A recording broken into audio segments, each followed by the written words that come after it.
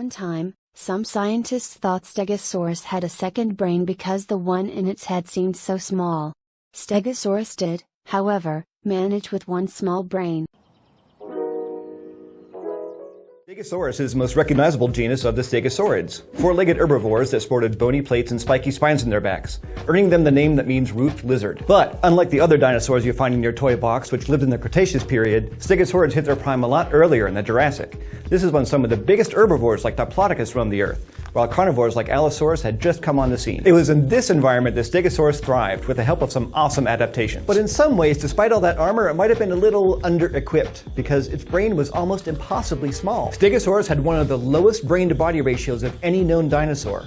The animal itself can grow up to 9 meters long, about the size of a small bus. But his brain was only about 60 square centimeters, the size of a puppy's. And when I say that this was almost impossibly small, what I mean is for a century or so, some paleontologists actually thought that Stegosaurus must have had a second brain in its butt. In the 1880s, Yale paleontologist O.C. Marsh found that some specimens of Stegosaurus had a big cavity in its sacrum, where the spinal column meets the pelvis. And he figured since the brain in the head probably wasn't doing very much, maybe Stegosaurus was getting some help from its, for lack of a better word, butt brain. This led to a pernicious myth that Stegosaurus had, if not an actual second brain, then at least a separate bundle of nervous tissue that helped control it.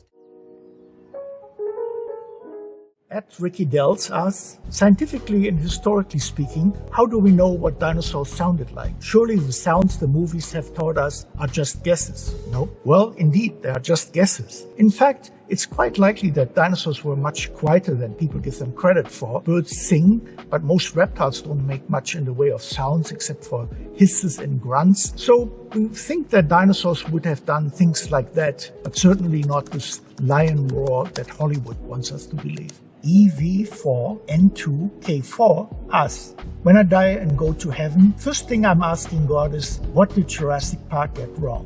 Jurassic Park was made as an entertaining movie, not as a science documentary. The star of the movies are the raptors. Here is an actual skull of an adult velociraptor. The filmmakers decided that it looked too puny and they needed something bigger. Strangely enough, shortly after this was filmed, people found a really gigantic raptor out in Utah, and since then, other giant raptors have been found in South America and in Asia. So there were giant raptors around, but they were in fact much bigger than the ones in the movie.